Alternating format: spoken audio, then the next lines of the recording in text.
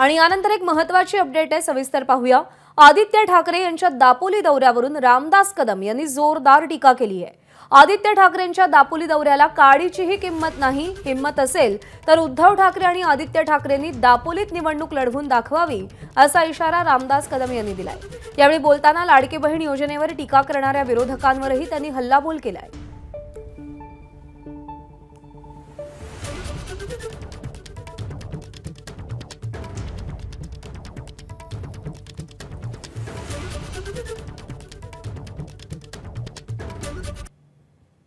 आदित्य ठाकरेला आणि त्याच्या दौऱ्याला मी एक कवडीची देखील किंमत देत नाही। हे आयत्या बिळावर नागोबा बसलेत। या पिल्लाचं योगदान काय पक्षासाठी?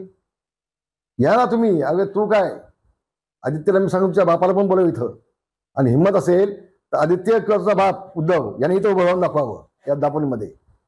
नाही कोकणातली जनता गाडील तुम्हाला दोघांना बाप भेटायला, नाव सांगणार नाही। त्याची किंमत तुम्हाला महाराष्ट्रामध्ये मोजायला लागेल, राजकीय किंमत। हा बेमान आहे आदित्य।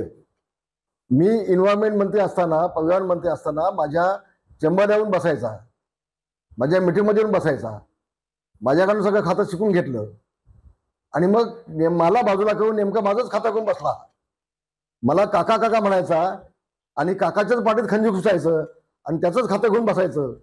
ही उद्धवची अवलाद आहे। योगेश कदमला राजकारणातून पूर्ण संपवण्यासाठी उद्धव ठाकरेंनी अनिल परबच्या खांद्यावरती बंदूक ठेवून सगळे प्रयत्न केले। म्हणजे आमची राजकारणातला खांदाला नष्ट करण्याचा प्रयत्न केला होता उद्धव ठाकरेंनी। अरे पैसाच टाकायचा असेल तर गरिबांसाठीच टाकतायत ना। होय, मी तर सांगेन एकनाथ शिंदेना, अरे खजिन्याचे दरवाजे सगळे उघडून टाका आणि द्या माझ्या माय भगिनींना पैसा। आम्ही अंबानींना आणि कुणाला पैसा देत नाही ना। आम्ही उद्योगांच्या घशात टाकीत नाही ना। हा पैसा नेमका सर्वसामान्य गरीब महिलेच्या विकासासाठी पैसा जातोय।